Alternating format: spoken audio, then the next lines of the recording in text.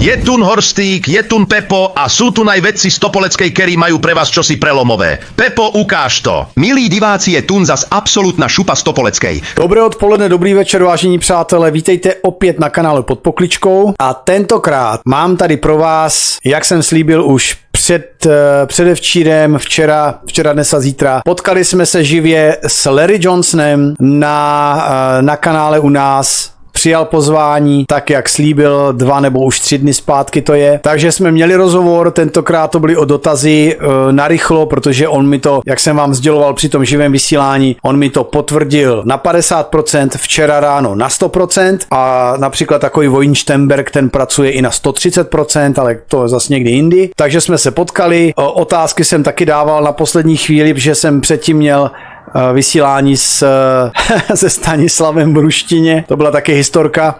Vlastně já jsem to už možná říkal předtím, měl jsem připravený text, co o té české politice bych chtěl říct, sdělit prostě té druhé straně barikády a on mi nakonec začal klást otázky, na které jsem nebyl připravený, takže jsem musel některé věci vyloženě potit, ještě koukat do translátoru na některé slovíčka mi díky nervozitě začaly vypadávat, takže jsem se tam kolikrát nadechl, že něco řeknu a slovíčka mi nenaskakovaly.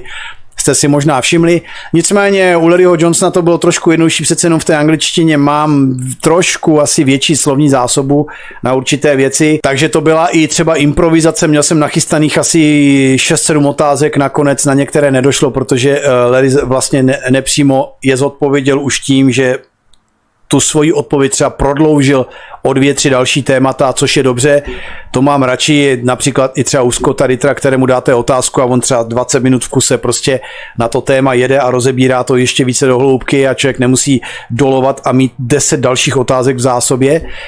To třeba mě víc tak to vyhovuje, takže přátelé, ostrý obraz a dobrý zvuk, tady 2 jeden ščil je tun pre vás, zatím v originále. Přeloženo bude další den. Larry Johnson na kanále Pod Pokličkou na aktuální témata z oblasti Perského zálivu a Evropy a třeba i té Ameriky. Přeji vám příjemnou, nechci říct zábavu, spíš příjemný zážitek.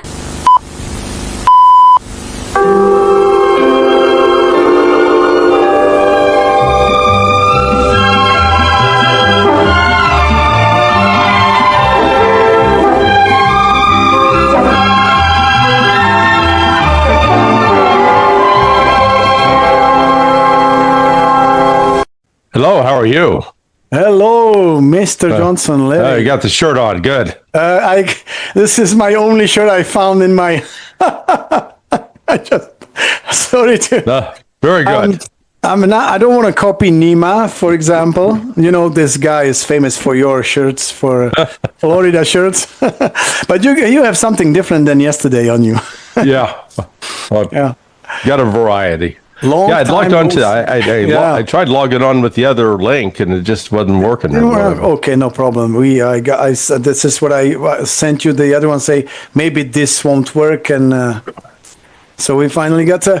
It's such a pleasure to see you. A long time no see, by the way. Yes. And such a pleasure because I can only imagine how busy you are. All of you guys haven't seen Scott in like 3 weeks because he's been to Russia, for example, right? And I don't know what's happening with him, but he's not online in any of the shows.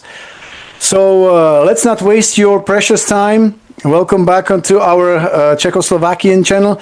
Our viewers loved your interview here and they watched you all over the place, right? Judge Napolitano, Nima, and others. With Stan Krapivnik, for example, I watched you also the other night. Oh, good. Yeah. Great. And this is the man who got me your contact. So, oh, yeah, Stas. Stas, that's the guy. I just finished an interview a couple hours ago with him in Russian on Czech politics. I told him that he asked me if I could do this for the Russian audience. I said, well, this will be very short because there are 2 words to describe Czech politics, big shit, so yeah. I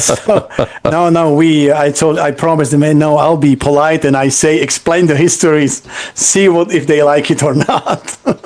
We don't have politics. It's all from abroad.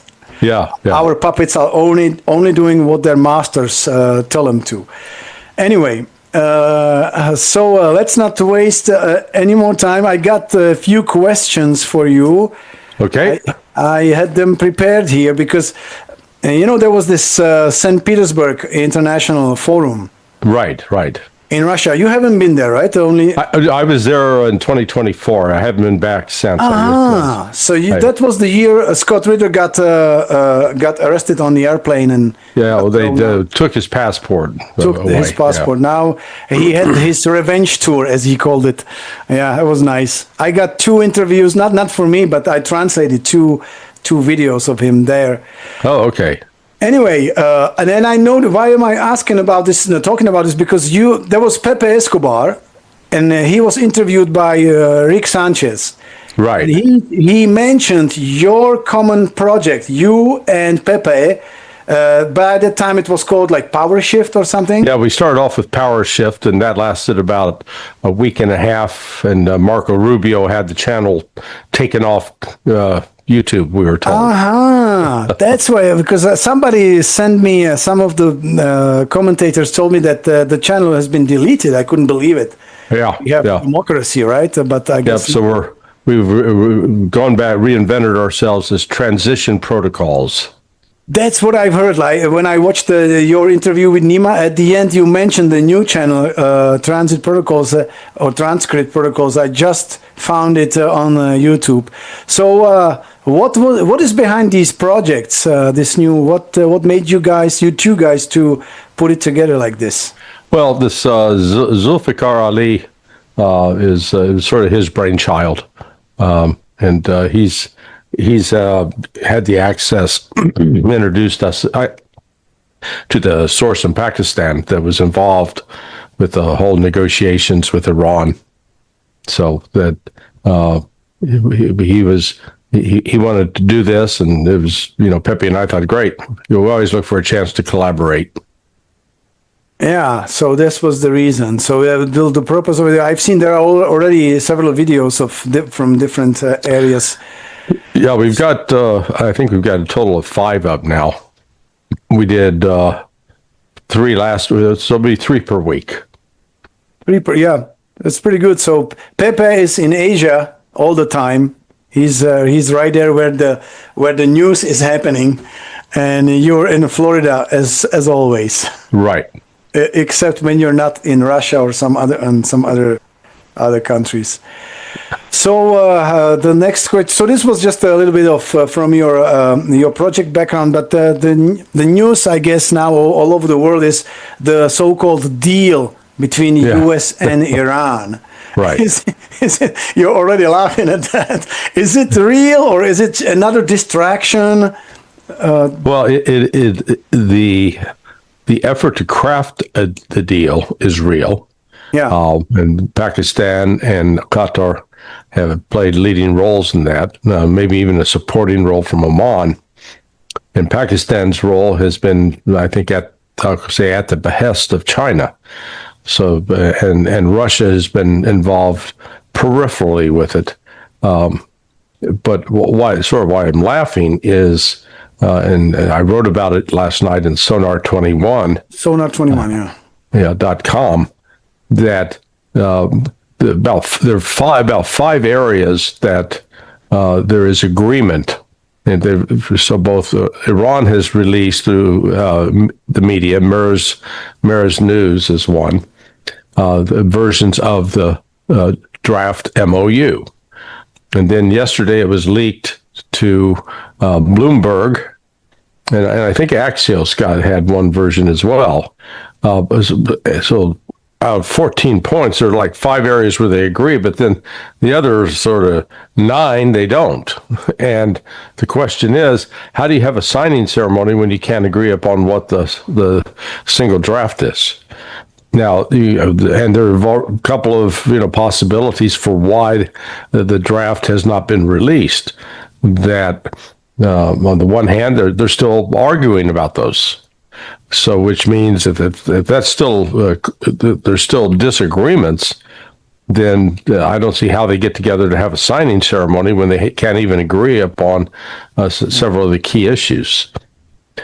The other is that the Trump administration is deliberately withholding and leaking out, let's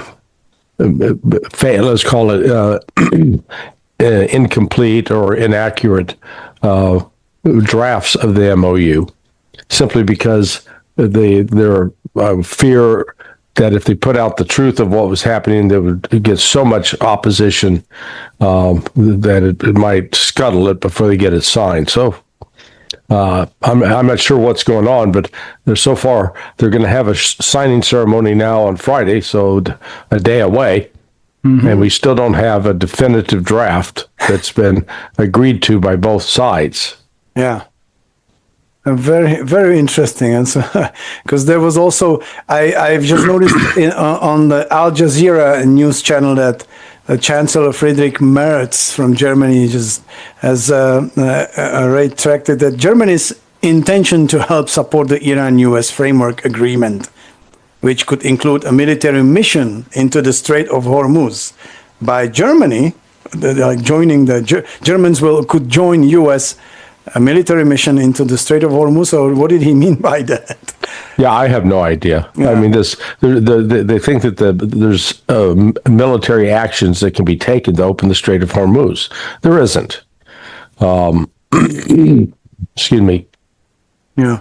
The United States already demonstrated last week and the week over the course of really the last 3 weeks, where they were trying to attack targets along the coast, from Bandar Abbas down to Sirik, out on Kemch Island,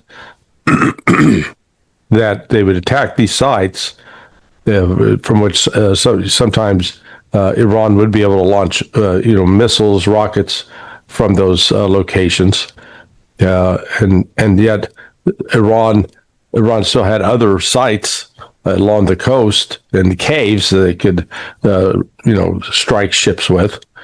So all of those U.S. attacks turned out to be, if nothing, not only counterproductive, but destructive to the United States, because after every one of those attacks, Iran was hitting U.S. bases in Kuwait. The Ali Salam airfield was one. There's an army base there that was hit. There was a sort of a communications center that was hit. Then also they destroyed targets in Bahrain, Prince Saud Air Base in Saudi Arabia, and the air base in Jordan, the Mawafaq al-Salti Air Base. And Iran inflicted quite a bit of damage, some very significant damage on U.S. Installations, equipment, and aircraft. So, that the U.S. just demonstrated that with all of its attempts to try to open it, they can't get it open, because as long as there exists the threat that Iran can fire a missile or rocket at a ship, the strait will remain closed. So that means really the only way you can get it open is through diplomacy, and that appears to be what's taken place so far.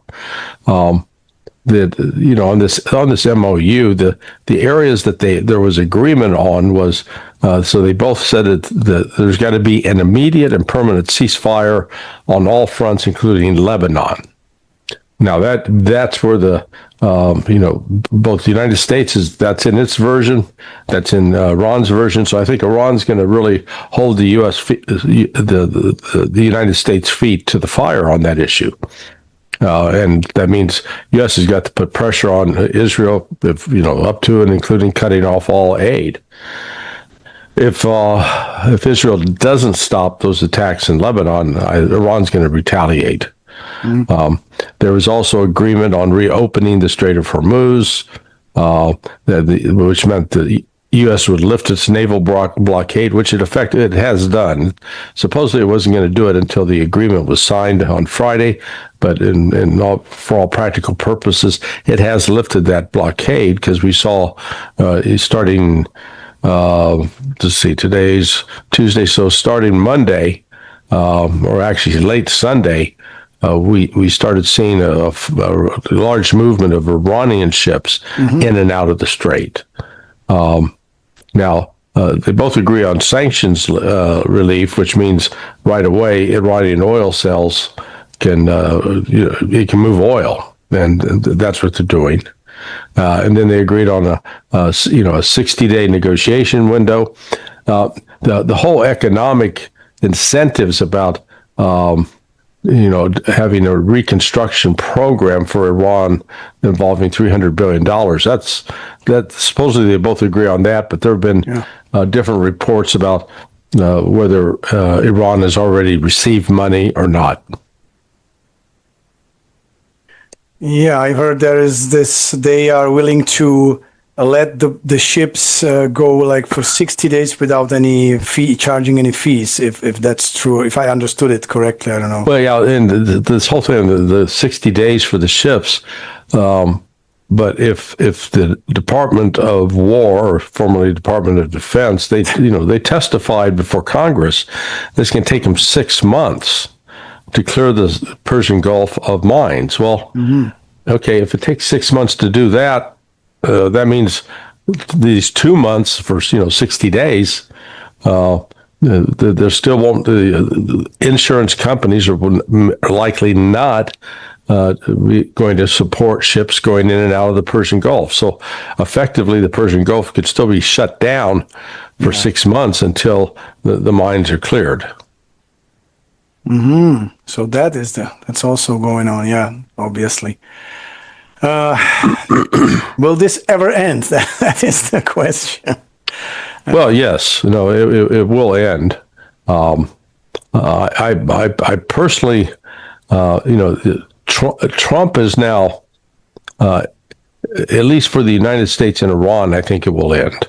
I'm not sure with respect to Israel. Israel is going to continue to be a festering wound in the Middle East, and the attitude and actions of the Israeli public, who have been, they may not like Netanyahu, but the majority are still committed to, taking territory from Lebanon, controlling areas south of the Litani River, and will continue attacking neighbors, carrying out attacks in Syria as well as Lebanon, as well as attacking the Houthis. Israel remains the problem, and what is now unique is that Iran has stood up to be the first country really to confront Israel's and let's call it their imperialist ambitions. Yeah, that is true. Iran has been the first one to do it. You mentioned Israel and this and that Netanyahu. I noticed that there was some Trump's interview about being angry at Netanyahu. Is this real or is it just another show or play? Because like Alon, for example, like Al Jazeera says that Alon Pinkas, a former Israeli ambassador and consul in general in New York, says that Trump's public criticism of Netanyahu is 100% genuine and stems from a belief the Israeli leader oversold the Iran war and has tried to undermine the U.S. ceasefire with Iran. So is Correct. it just is it really real or is it just another show for the media or for the world? No, I think it's real. I think part of what's happened now with the Trump administration is politics have now entered into it. The fact is Jews account for, but they're estimated, whether they're religious or they identify as Jewish, about 10 million people in the United States out of 350 million. So they're a minority, a very small minority, but that are, despite their small size, are very, very, very influential, and in terms of how the positions in Congress, in the Senate, in the House, in business, in media, in entertainment, across the board. They've, they really have a wide influence. But I think Trump recognizes they don't have that many votes.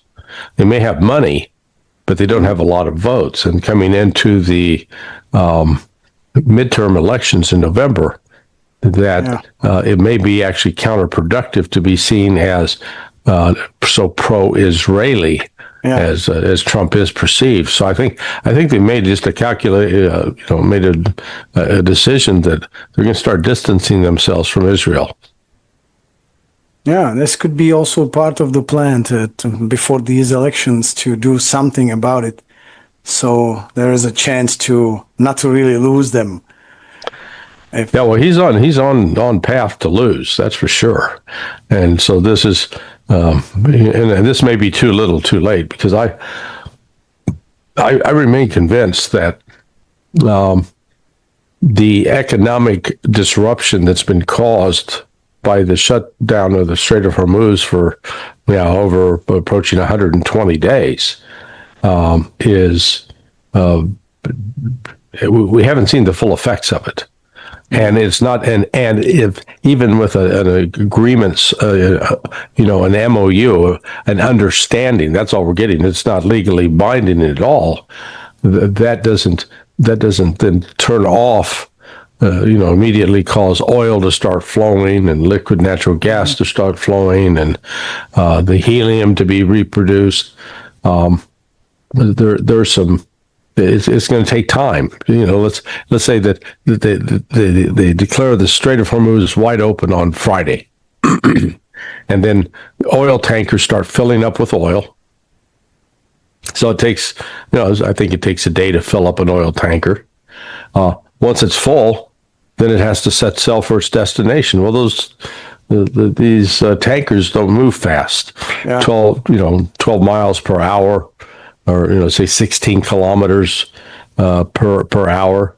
So it'll take a minimum of a month, sometimes 2 months, just to get to the destination to start unloading that oil. So whatever shortages are out there are not going to be immediately addressed. It's going to take time. Yeah, that is true. And then you unload it, and it has to be transported to the refinery, then refined, the gasoline, diesel fuel, whatever. That's another month of this. I guess I can only imagine this procedure before it gets to the gas stations. It could be 3 to 4 months. It's just there's a time and distance, so it takes a while for it to get rectified. It's going to be, let's say if they get things back, the agreement holds, both sides comply with it, then you're still looking probably a minimum of 6 months at least before the economy could be, the damage really start to be repaired. Yeah. At least, and these idiots in Western Europe, they want to cut off from Russian resources. Yeah, right. So that's like you try to figure out what are they thinking. We here as normal citizens, people here in Czechoslovakia, for example, we think that it's all just a big theater. It's all big play, but behind the closed door is happening something totally different. But the anti-Russian propaganda must go on. The show must go on until the end. I don't know what will be the end, but hopefully not a war. And trying to understand the Europe's, I'll call it obsession, in being so anti-Russian. I mean, I don't get it. It's not, Russia has not been invading the Czech Republic or Slovakia or Poland or Romania. The history going back to the Soviet Union, but again, that whole period is, it's under. I understand why Stalin sought control of the different countries. Just wanted to have a buffer. They needed a buffer zone, having been invaded 3 times in the previous 120 years. That makes sense, yeah. But today, we only think that at least people who's got some brain left in their in their skulls, right? That we think that the only reason why this hysteria is going again, the anti-Russian propaganda, it's because they want to hide something. There has been a regime installed in Brussels which is pro-Nazi, pro-whatever, but there is something going on behind the closed door that we are not supposed to know about, but that's why you got this anti-Russian propaganda, and we do business behind the closed doors. I think there is still the money is going back and forth in such a, but they steal money from the people through the national budgets. They give it to mafia, give it to themselves, they give it to weapon manufacturers, and then the rest of us, we have to live with the anti-Russian propaganda and with the threat that the Russian tanks are standing right on our borders to invade Czech Republic and Slovakia. What a crap we've... Yeah, look at Kaya Kallas. Her husband is exactly. He makes his money off of Russia, but she is the most ardent anti-Russian one of the most vocal anti-Russians in the entire European Union. Exactly. What an actress. I think this is all that's why we think it's all big BS, because exactly by this example, just the Callas family. Mm-hmm. So anyway, I wanted to ask you also, speaking of the anti-Russian propaganda in Europe, are there any news on the Russian-Ukrainian front regarding the drone attacks? Is there anything serious happening, how do you see the situation right now? Well, Russia unleashed, it keeps unleashing bigger and bigger attacks on Kyiv. The recent one was again 2 days ago, and yet the Ukrainians continue to launch drone attacks on primarily on civilian targets. They got this Belarusian football team, youth football team, was just attacked today. They killed a woman and wounded 6 of the kids. There's no excuse for that. No. That's not even, you can't even assume that it was somehow a legitimate target. I think Russia, these kinds of acts further enrage the Russians and deepen their resolve to end this war as soon as possible. And ending it means they're going to take control of Kyiv, they'll take control of Odessa, Transnistria, that Ukraine as a functioning state will probably cease. I think we'll be looking at a prospect that, within next year, maybe Romania, Poland, Hungary will be reincorporating parts of what are now Ukraine back into their own countries. Yeah. I've been hearing about this prospect, about this idea already 3 years ago, maybe right after the war started, the special military operation, that if this goes on, then Hungary will take its chunk, because there are 2 million Hungarians living in Ukraine, and then Poland will take its part, so that it will be there will no longer will be this huge territory of Ukraine. It will be maybe around Kiev something, and then the buffer zone and whatever, the demilitarized zone, just like in Korea, for example. Right. Something like that. So we'll see, but yeah. Well, I think that, the Dnieper River will be the boundary with the Russian presence to the west of the Dnieper will consist of occupying Kyiv and Zaporizhia and Nikolaev and Kharkiv, or Kherson, excuse me. But I think they're also they will retake Kharkiv, Sumy. Those will become permanently part of Russia. Yeah, that is very much possible, including Odessa, I guess you mentioned already. Because they're trying to do. So we've been talking about this with Stas. Russia is trying to denazify, let's say, the territory of Ukraine, but in Western Europe, on the other hand, we are being renazified. Yeah. It's what the hell's going on here? Well, and that's the thing. When you look back at World War II. I'd say most people in the United States are completely unaware of the fact that Romania, Hungary, Spain, France, Vichy France, Italy. So there were several European nations that fought alongside. Also Slovakia West. at the beginning. Yeah. Also some Yeah. Slovakians, yeah. Yeah. So that was, it wasn't that they were coerced into it; they willingly joined it. So this, the fascist movement in Italy combined with the Nazi movement in Germany. So this is, the Russians were understandably paranoid about this, and now getting these verbal threats from the like of Frederick Merz, which you talked about earlier, just it's incomprehensible. But also I must say that even Czech nation, we have been occupied by Nazi Germany, and we had these factories, traditional weapon manufacturers like Skoda Pilsen and some other factories that have been overtaken by Nazis producing weapons against Soviet Union, for example, against Western Europe, Czechoslovakian tanks and machine guns and stuff. Well, unfortunately, so we also were like as Czechs, but we had a strong movement, the underground movement, which also costed lots of lives, lots of families. But anyway, even in Slovakian regime turned around, and there was this uprisal in 1944.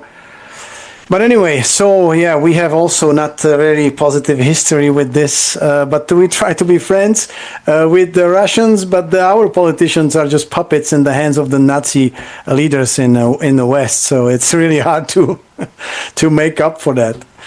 Yeah, it's well, I guess how about Slovakia? Does it how much of claim, if any, would it have on part of Ukrainian territory? Oh. That would be a question for Mr. Fico and his compadres, because I have no idea. Yes, there was, the former Czechoslovakia between 1918 and 1938, there was a part of Ukraine, like this, let's say from their point of view, like this western part, was like a little bit of chunk called Zakarpatska Ukraina that was accommodated to Czechoslovakia. Don't know why, but that was the part. But if that could be the Slovakian claim, could be, but I don't know. There is no, for me, from my point of view, there is no use of such land. If there was oil and gas, yes, I would fight for it. But there is nothing to me, I live in Bohemia or Moravia, so it doesn't really, to me, it's not important, but it could be important to Slovakians. Mm-hmm. Possibly. Yeah, am I correct about the terrain out on the eastern border, where Slovakia borders Ukraine, that's pretty mountainous? Yeah, there are some mountains. Yeah, that is true. It's quite mountainous and hilly, let's say at least a hilly area. Not very, I'm not sure now about the topology on that. I don't know if there are any fields like to grow wheat or something like that, like in the central Ukraine. That is a huge lands. But otherwise, the Hungarians, at least they have like 2 million citizens, Hungarians living in that part of Ukraine. So there is maybe something to fight for. Polish, the same.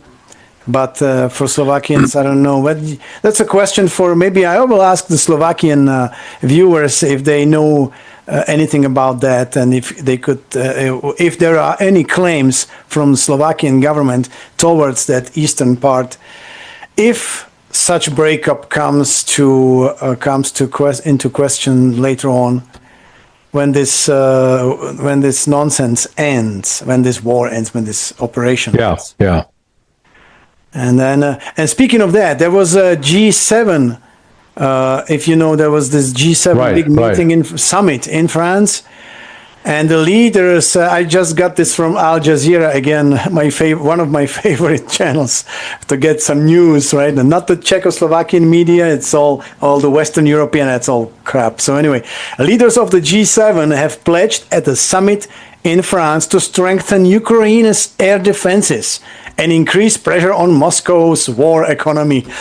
Oh, come on. G7 leaders stated to boost Ukraine air defenses and tighten sanctions on Russia. Is it really are they really playing like hardcore, or is it just just a talk and theater to, I don't know what to prolong this? Yeah, no, I think that's just theater. Well, air defense with what? Yeah. I mean, with what? The United States can barely make they cannot make PAC-3 missiles, which are the missiles used on the Patriot system, beyond a very limited amount. I mean, and part of that is production is limited because of the lack of rare earth minerals, which are controlled by China. Exactly. So they're talking. They might as well be talking about, hey, they're going to create a herd of unicorns, or they're going to mount a new cavalry, but it'll be made up of unicorns. So yeah, we got this great imaginary army, and so these are imaginary defense systems that candidly don't exist. Exactly. It's really like a big play at the National Theater that what do you call these people who write, the script writers are just having non-stop job to write anything that could come out of their mouths that the politicians, the actors could say in front of the public. So to keep the machine going, keep the massage, keep the propaganda going until we have enough money. Then so when it crashes, we are all set, and you guys, whatever you do, whatever you want. But with this army, there was just to finish the last thing. I watched Tucker Carlson at like 2, maybe 3 months ago. He had a short clip on YouTube with one of his guests. I don't remember his name, but that's not important. And they cited Merz saying, German Chancellor saying that there is no chance to build the German army again. No way. Because Germany is already, occupied or populated by like 60-70% of Muslims and other immigrants. Mm-hmm. So the army would be 60% Muslim, and there is no way he would put weapons into Muslim hands, so because they could turn it against the Germans. Yeah. That was on Tucker Carlson show like 3 months ago. I couldn't believe my eyes, my ears, that what I'm hearing from Merz. They just cited. So what army are we talking about from Germany? Yeah. Well, the Muslims will join Russia to fight the Germans. Well, it's not only the composition of the army; it is the ability to actually put firearms in the hands of the soldiers. They've had a shortage of those, and that's sort of ironic, given the Germans have had some very good gun manufacturers. I mean, Heckler and Koch, H&K, for example, is a preeminent gun manufacturer, but they don't make enough to put the guns in the hands of the soldiers. That's for sure. Yeah. Especially when you need at least like 1 million man army to do anything. Yeah, I mean, it's an extra cost in society, and right now you've got Germany effectively in a recession, and industries bleeding out and leaving the country. Yeah, so no, it's the entire economic. There's not a bright spot in Europe right now economically. That's one of the problems. Exactly, and I have a bad feeling about this, that this is a plan of somebody. You look at Europe, that's been destroyed by three-step plan. It's the first is the migration, fakely, that's like unnatural migration of the Muslim immigrants, Islamists. The decline of the artificially made decline of economy and deindustrialization, right. And then the war between U.S. and Russia on the territory of Europe. That's what I've read somewhere 10 years ago already. And if not the war between U.S. and Russia in Europe, then the civil war in Europe between the white population and the new migrants. And all these plans are going at the same time, being executed, and we can see it in front of our own eyes. I couldn't believe it 10 years ago when I first read about it. Now it's real. and people still sit at homes, watching it from distance. I don't know what to do about it. That's the question. Yeah, no. Well, it's fundamentally changed the face of Europe, and that the Europe of the 20th century is basically disappearing. That is very true. Well, if you look at your own country, where it's going, that's I think we have no idea. I don't live there, and as a tourist, you may not see everything.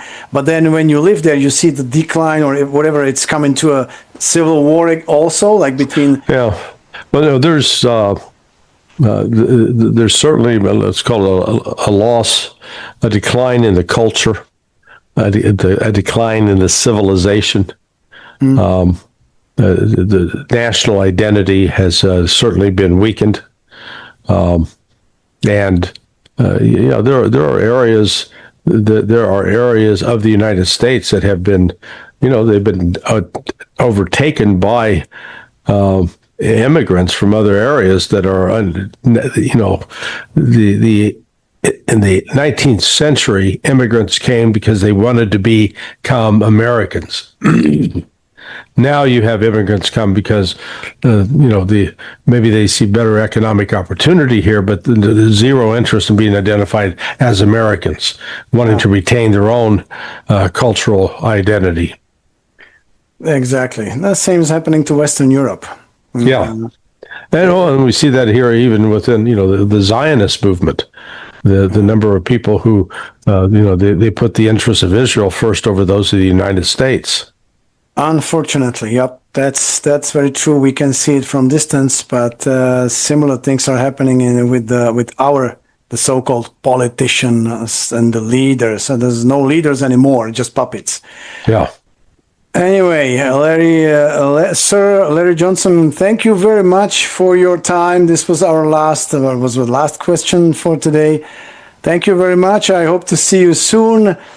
Anytime you have time in 2 weeks or 2 or 3. Yeah. Depends. No, I appreciate the invitation, Miroslav, and really appreciate the shirt. Good work. Great shirt. And I have to do better next time because I have to search my wardrobe and maybe buy another one because there are some shirts to be bought outside on the market similar to yours. I gotta match this. Yeah, well, I'm starting a trend. I have to start a clothing line. Yeah, that's a good idea. I'll be your customer, no problem. Okay. All right, say hello to Scott Ritter if you ever see him